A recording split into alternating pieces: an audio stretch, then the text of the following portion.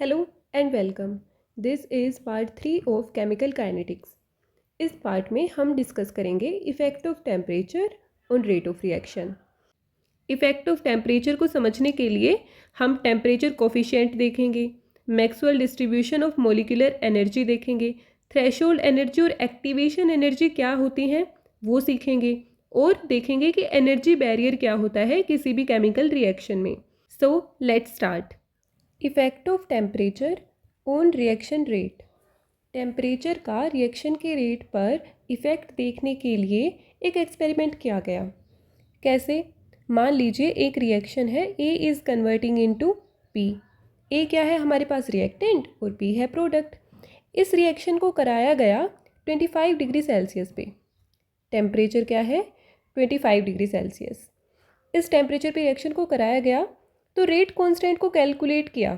Rate constant जो आया उसको हम डिनोट कर देते हैं के 25 डिग्री सेल्सियस। ओके, अब इसी रिएक्शन को कराया गया 35 डिग्री सेल्सियस पे। रिएक्शन को 35 डिग्री सेल्सियस पे कराया गया, यानी कि टेम्परेचर को इंक्रीज कर दिया गया 10 डिग्री सेल्सियस से। इस बार जो रेट कांस्टेंट है उसको डिनोट कर देते हैं के 35 डिग्री सेल्सियस से।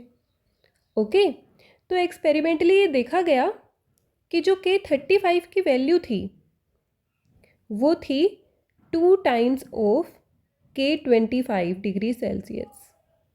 क्या समझ आ रहा है हमें कि टेम्परेचर को जब इंक्रीज किया गया तो रेट कांस्टेंट भी इंक्रीज हो गया। क्या कंक्लूजन निकला? राइज इन टेम्परेचर, उससे रेट कांस्टेंट भी राइज हो रहा था। रेट कांस्टेंट भी राइज हो रहा था। कितना राइज हुआ? 10 डिग्री राइज पर 10 डिग्री राइज इन टेम्परेचर। 25 से 35 हमने किया तो 10 डिग्री से ही बढ़ा है ना टेम्परेचर। तो 10 डिग्री राइज इन टेम्परेचर से जो रेट कांस्टेंट है वो डबल हो गया। Double rate constant. ओके, इसी के बेसिस पर एक टर्म हम कैलकुलेट करते हैं जिसको बोलते हैं टेम्परेचर कोफिशिएंट। क्या कैलकुलेट करते हैं हम? Temperature coefficient. अब ये टेम्परेचर कोफिशिएंट क्या होता है? टेम्परेचर कोफिशिएंट होता है रेशो ऑफ रेट कांस्टेंट। हम एक बार लिख लेते हैं फिर मैं बताती हूँ आपको। के at T plus 10 degree Celsius पे अपॉन के एट टी डिग्री सेल्सियस पे। क्या मतलब है इस बात का?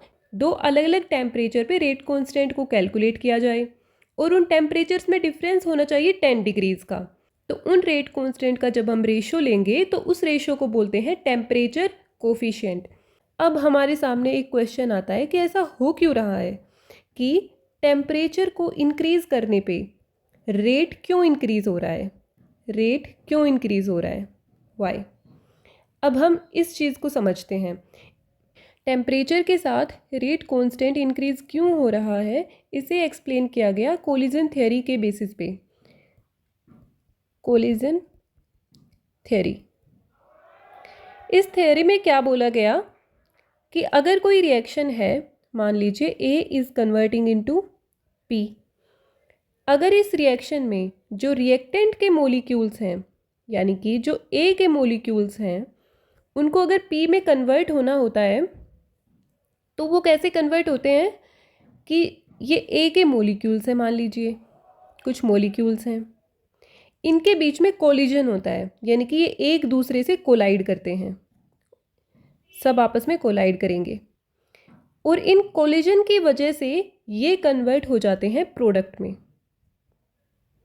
कन्वर्ट किस में हो जाते हैं? प्रोडक्ट में। अब कोलिजन थ्योरी में क्या बताया जाता है कि जो ये कोलिजन होते हैं ना, जो रिएक्टेंट पार्टिकल्स के आपस में कोलिजन हो रहे हैं, ये दो तरह के होते हैं। जो हमारे पास कोलिजन है वो दो तरह के हैं। एक तो है इफेक्टिव कोलिजन, इफेक्टिव, और एक है इनइफेक्टिव, इनइफेक्टिव कोलिजन। इनमें क्या फ़र्क होता है? इफेक्टिव कोलिजन्स वो कोलिजन होते हैं जहाँ पर कोलाइडिंग मॉलिक्यूल्स के पास थ्रेशोल्ड एनर्जी होती है। Colliding molecules have threshold energy.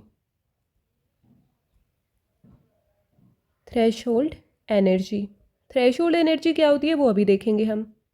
वहीं दूसरी तरफ इनइफेक्टिव कोलिजन्स कौन से हैं? जहाँ पर कोलाइडिंग मॉलिक्यूल्स जो हैं उनकी एनर्जी थ्रेशोल्ड एनर्जी से कम होती है। Molecules have lower energy than threshold energy.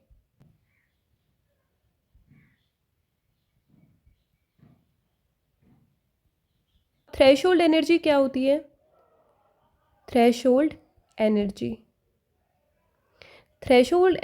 वो मिनिमम एनर्जी है जो किसी मॉलिक्यूल के पास होनी चाहिए अगर वो प्रोडक्ट में कन्वर्ट होना चाहता है। तो क्या बोला मैंने अभी कि threshold energy is the minimum energy required for a reactant to convert into product. For a reactant to convert into product। यानी कि अगर कोई पार्टिकल है रिएक्टेंट का, वो अगर प्रोडक्ट में कन्वर्ट होना चाह रहा है तो उसके पास थ्रेशोल्ड एनर्जी जितनी एनर्जी होनी चाहिए। अगर किसी पार्टिकल के पास थ्रेशोल्ड एनर्जी है और फिर वो कोलाइड करता है रिएक्टेंट आपस में, तब इफेक्टिव कोलिजन होगा। थ्रेशोल्ड एनर्जी होने पर इफेक्टिव कोलिजन होगा और प्रोडक्ट बन जाएगा। वहीं अगर किसी रिएक्टिंग मॉलिक्यूल की एनर्जी थ्रेशोल्ड एनर्जी से कम होती है तो हम उसको बोलते हैं इनइफेक्टिव कोलिजन। यानी कि ऐसा पार्टिकल अगर कोलाइड करता है तो भी वो प्रोडक्ट में कन्वर्ट नहीं हो पाता क्योंकि उसके पास एनर्जी लो है। ओके, अब वही फिर से क्वेश्चन आता है कि ओके, कुछ पार्टिकल्स के पास थ्रेशोल्ड एनर्जी है, वो कन्वर्ट हो जाएंगे प्रोडक्ट में, लेकिन कुछ पार्टिकल्स के पास थ्रेशोल्ड एनर्जी नहीं है तो वो प्रोडक्ट में कन्वर्ट नहीं होंगे। तो इसमें टेम्परेचर का क्या रोल आया? टेम्परेचर इंक्रीज होने से रेट ऑफ रिएक्शन इंक्रीज कैसे हुआ? उसके लिए हम देखेंगे Maxwell's distribution of molecular energy. Okay, Maxwell's distribution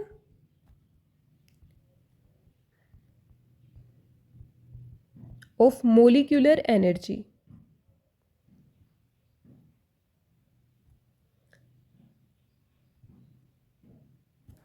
okay, Maxwell ने बताया कि अगर हमारे पास कुछ रिएक्टेंट मॉलिक्यूल्स हैं तो उसमें एनर्जी किस तरह से डिस्ट्रीब्यूटेड होती है।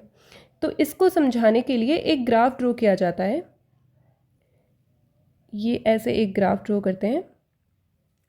इस तरफ हम लेंगे नंबर ऑफ पार्टिकल्स या फिर कह सकते हैं नंबर ऑफ मॉलिक्यूल्स। और जो ये एक्स एक्सिस है ये रिप्रेजेंट करता है काइनेटिक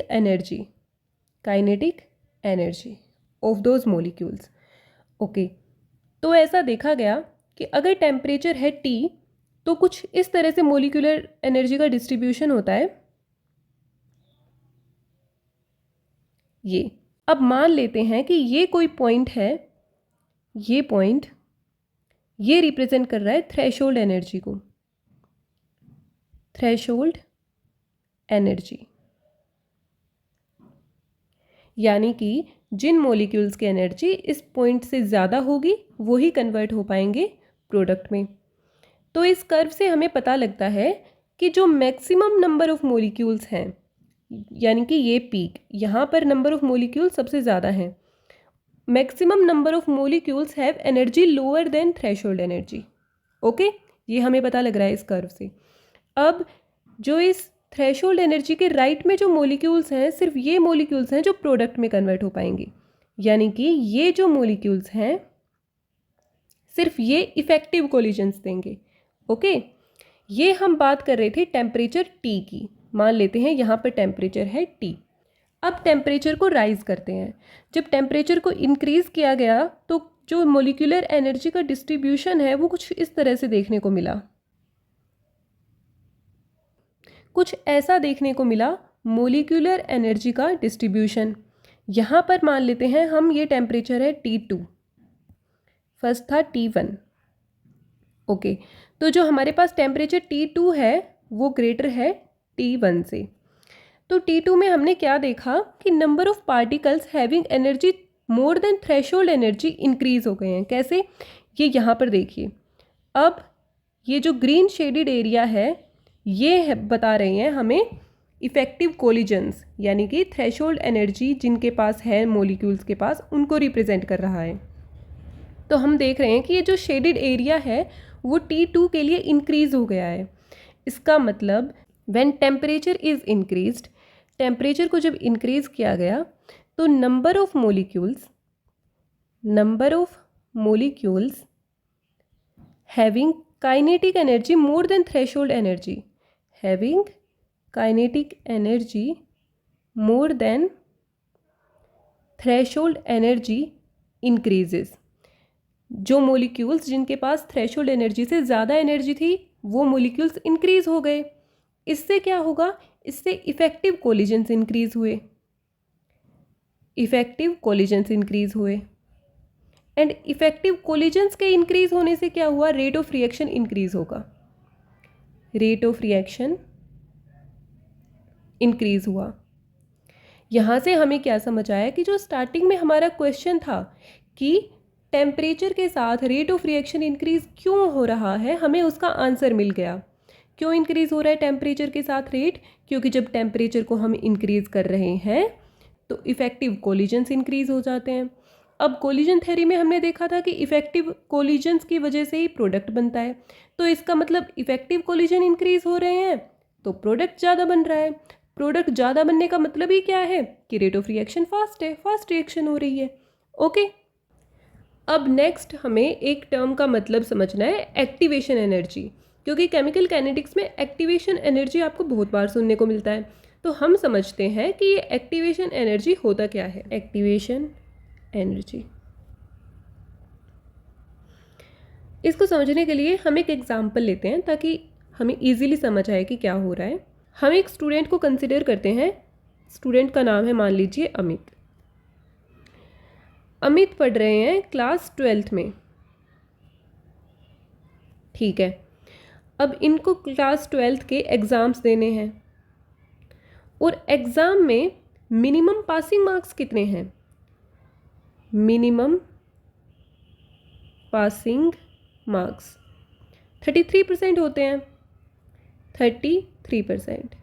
यानी कि अगर अमित चाहता है कि वो एग्ज़ाम पास करके एंड कॉलेज जा पाए तो उसको कम से कम 33% मार्क्स तो लाने ही होंगे हर सब्जेक्ट में, अदरवाइज़ वो कॉलेज नहीं जा पाएगा। ओके, अदरवाइज़ नो कॉलेज, अगर ये नहीं मिले तो।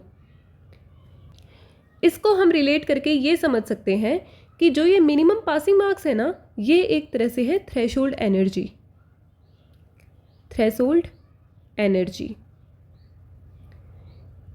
अगर एक रिएक्टिंग मॉलिक्यूल के पास ये एनर्जी ना हो, ये मिनिमम अमाउंट ऑफ एनर्जी ना हो, तो वो मॉलिक्यूल प्रोडक्ट में कन्वर्ट नहीं हो पाता है।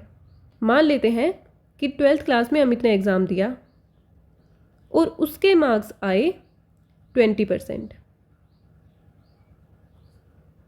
अब मिनिमम पासिंग मार्क्स से तो कम है, तो क्या अमित कॉलेज जा पाएगा? उप्स, नो कॉलेज, कॉलेज नहीं जा पाएगा, एग्ज़ाम में मार्क्स कम आए। अब पास होने के लिए अमित को कितने और मार्क्स चाहिए?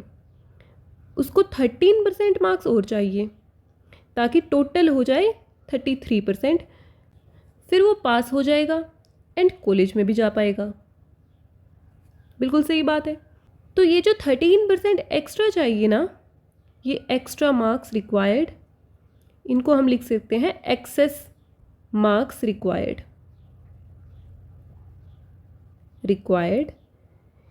इन एक्सेस मार्क्स को हम समझते हैं एज एक्टिवेशन एनर्जी। ये डिनोट करते हैं एक्टिवेशन एनर्जी को। एक्टिवेशन एनर्जी कैसे? कि कुछ मार्क्स तो पहले से ही थे, बस कुछ एक्स्ट्रा चाहिए ताकि थ्रेशोल्ड मिल जाए। समझ रहे हो आप? कुछ मार्क्स तो पहले से ही थे, 20% मार्क्स तो अमित के पास पहले से ही थे, उसको चाहिए थे 13% एक्स्ट्रा, ताकि टोटल हो जाए 33% और वो हो जाए पास। अब अगर इसी बात को हम समझे केमिकल काइनेटिक्स की टर्म में, तो मॉलिक्यूल्स के पास खुद की भी एनर्जी होती है। ओके, तो ये जो 20% मार्क्स है ये एक तरह से डिनोट कर रहे हैं energy possessed by molecules, energy possessed by molecules. ये 13% क्या रिप्रेजेंट करता है?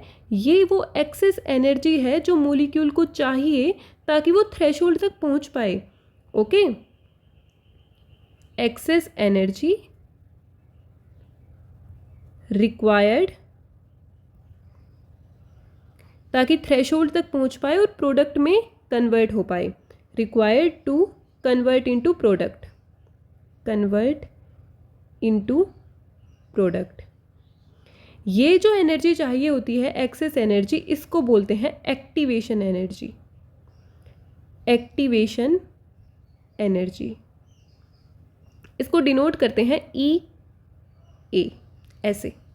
और ये जो मिनिमम अमाउंट ऑफ एनर्जी चाहिए पास होने के लिए, एक तरह से जो मिनिमम अमाउंट ऑफ मार्क्स चाहिए, उसको हम बोलते हैं threshold energy, threshold energy.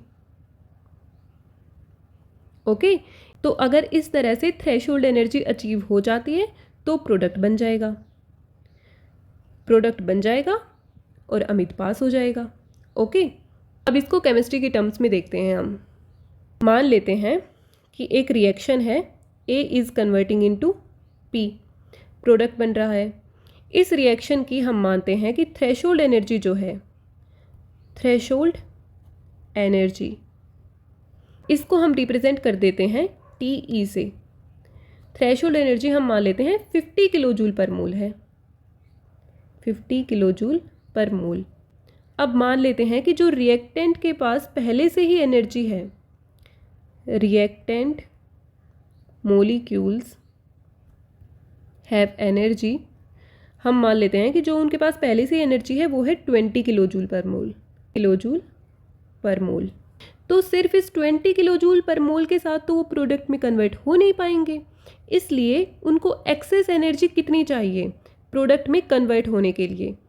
Access energy required, excess energy required, उसी को क्या बोलते हैं? Activation energy, activation energy. कितनी चाहिए होगी? 50 minus 20 which is 30 kilo joule per mole. इतनी एनर्जी और एक्सेस में चाहिए होगी रिएक्टेंट को प्रोडक्ट में कन्वर्ट होने के लिए। तो हम ऐसा लिख सकते हैं कि जो एक्टिवेशन एनर्जी है वो इक्वल टू है threshold energy minus energy possessed by molecule, energy possessed by molecules. Okay, I hope आपको क्लियर हुआ होगा कि एक्टिवेशन एनर्जी क्या होती है। अब हम समझेंगे एनर्जी बैरियर क्या होता है। एनर्जी बैरियर, इसको थोड़ा सिंप्लीफाई करने के लिए एक एग्जांपल के थ्रू ही देखते हैं इसे भी। अब मान लीजिए फिर से अमित है, ये अमित और ये है मान लीजिए इसका स्कूल। अमित को स्कूल जाना है और वो बड़ा इजीली ऐसे सीधा रास्ता है स्कूल चला जाता है। यहाँ अमित है और ये स्कूल है। इस केस में भी सपोज करो कि इस केस में क्या है कि अमित के घर और अमित के स्कूल के बीच में एक ये बहुत बड़ा माउंटेन है, ये माउंटेन है बीच में, और अमित कहीं साइड से जा नहीं सकता, उसको इस माउंटेन को क्रॉस करके ही स्कूल जाना पड़ेगा। अब उसे पढ़ना है, स्कूल तो जाना पड़ेगा। तो अब वो स्कूल कैसे जाएगा? पहले तो सीधा रास्ता था, बट अब उसे स्कूल कुछ ऐसे जाना पड़ेगा, इस माउंटेन पे क्लाइंब करके। काफ़ी मुश्किल टास्क हो गया। इसका मतलब अमित और उसके स्कूल के बीच में ये एक हर्डल आ गया, एक हर्डल आ गया। इस हर्डल को हम केमिकल काइनेटिक्स के टर्म्स में बोलते हैं एनर्जी बैरियर, एनर्जी बैरियर। अब अमित को इस हर्डल को क्रॉस करने के लिए ज़्यादा एनर्जी की ज़रूरत पड़ेगी। पहले वो बिना नाश्ता किए भी चले जाता था स्कूल में, क्योंकि सीधा सा रास्ता था, एनर्जी की ज़रूरत ही नहीं पड़ती थी। अब उसे पता है कि उसे एक माउंटेन को क्रॉस करके जाना है, तो अमित अच्छा हेल्दी ब्रेकफास्ट करके जाएगा। ओके, अब अगर केमिस्ट्री की टर्म्स में बात करें तो मान लीजिए ये कोई रिएक्टेंट है और ये कन्वर्ट हो रहा है प्रोडक्ट में। अब ये इतनी आसानी से कन्वर्ट हो सकता था, लेकिन इसके बीच में आ गया एक एनर्जी बैरियर, और उस एनर्जी बैरियर की वजह से ज़्यादा एनर्जी चाहिए प्रोडक्ट में कन्वर्ट होने के लिए। इसका मतलब एनर्जी बैरियर की वजह से मोर थ्रेशोल्ड एनर्जी। अब मॉलिक्यूल के पास ज़्यादा एनर्जी होना चाहिए, और अगर मोर थ्रेशोल्ड एनर्जी का मतलब होता है मोर एक्टिवेशन एनर्जी। ऐसा क्यों? मान लो पहले थ्रेशोल्ड एनर्जी का हमने एग्जाम्पल लिया था अमित के केस में कि 33% मार्क्स चाहिए पास होने के लिए। ओके, 20% उसने पहले से ले ही लिए थे, तो उसको एक्स्ट्रा कितने चाहिए थे? 13%। इन 13% को ही हम क्या बोल रहे थे? Activation energy. अब अगर मान लो कि हमने इस थ्रेशोल्ड को बढ़ा के 50 कर दिया कि अब पास होने के लिए चाहिए आपको 50% मार्क्स, तो अब क्या होगा कि 20% तो उसके पास थे, लेकिन अब उसको पास होने के लिए एक्स्ट्रा कितने चाहिए होंगे? 30% मोर, यानी कि एक्टिवेशन एनर्जी जो है वो इंक्रीज हो गई। अगर हमने थ्रेशोल्ड को बढ़ाया तो एक्टिवेशन एनर्जी भी बढ़ गई। ओके, तो इसलिए एनर्जी बैरियर जो है उसकी वजह से थ्रेशोल्ड एनर्जी भी ज़्यादा हो जाती है, और थ्रेशोल्ड ज़्यादा हुआ तो एक्टिवेशन एनर्जी भी ज़्यादा हो जाती है।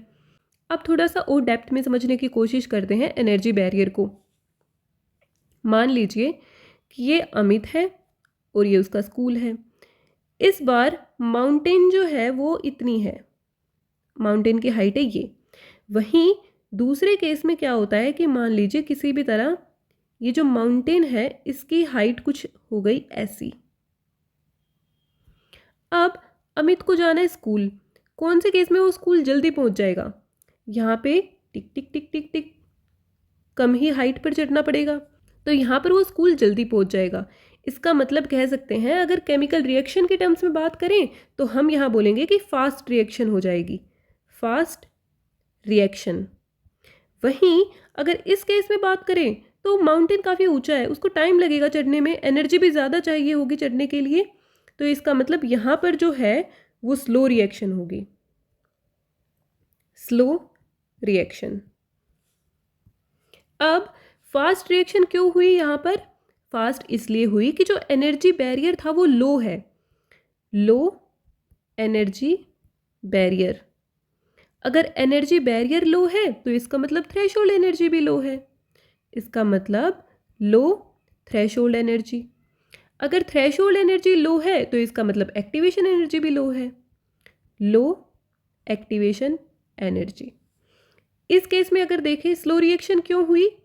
क्योंकि एनर्जी बैरियर जो है वो हाई है, high energy barrier. High energy barrier की वजह से high threshold energy, high threshold energy, और हाई थ्रेशोल्ड एनर्जी की वजह से high activation energy, high activation energy. अब यहाँ से आप ये बात देखो कि स्लो रिएक्शन है तो हाई एक्टिवेशन एनर्जी है, और अगर फास्ट रिएक्शन है तो लो एक्टिवेशन एनर्जी है। इससे हमें ये पता लगा कि रेट ऑफ रिएक्शन और एक्टिवेशन एनर्जी दोनों एक दूसरे के इन्वर्सली प्रोपोर्शनल हैं। इससे हमने क्या कंक्लूड किया कि जो रेट ऑफ रिएक्शन है, रेट ऑफ रिएक्शन है वो इन्वर्सली प्रोपोर्शनल है एक्टिवेशन एनर्जी के। ओके, ये आप ध्यान रखेंगे। अब हमने स्टार्टिंग में ही देखा था कि टेम्परेचर के साथ रेट ऑफ रिएक्शन इंक्रीज हो रहा था या डिक्रीज हो रहा था? इंक्रीज हो रहा था। हमने क्या देखा था कि जो रेट ऑफ रिएक्शन है वो इंक्रीज हो रहा था टेम्परेचर के साथ, तो हम कह सकते हैं कि rate of reaction directly proportional है टेम्परेचर के। तो यहाँ से अगर हम इन दोनों इक्वेशंस को कंपेयर करें तो हमें ये समझ आता है, तो इसका मतलब जो टेम्परेचर है वो भी इन्वर्सली प्रोपोर्शनल होगा एक्टिवेशन एनर्जी के। ओके, तो अब हम पूरा कंसोलिडेट करते हैं कि इस वीडियो में हमने क्या क्या सीखा effect of temperature on rate of reaction. हमने देखा कि अगर टेम्परेचर राइज होता है तो number of molecule having energy more than threshold energy, having energy more than threshold energy increases. और इसकी वजह से क्या होता है, इफेक्टिव कोलिजन इंक्रीज होते हैं, इफेक्टिव कोलिजन इंक्रीजेज। और इस इफेक्टिव कोलिजन के इंक्रीज होने की वजह से हमारी रिएक्शन का रेट इंक्रीज होता है, रेट ऑफ रिएक्शन इंक्रीजेज। ये हमने देखा।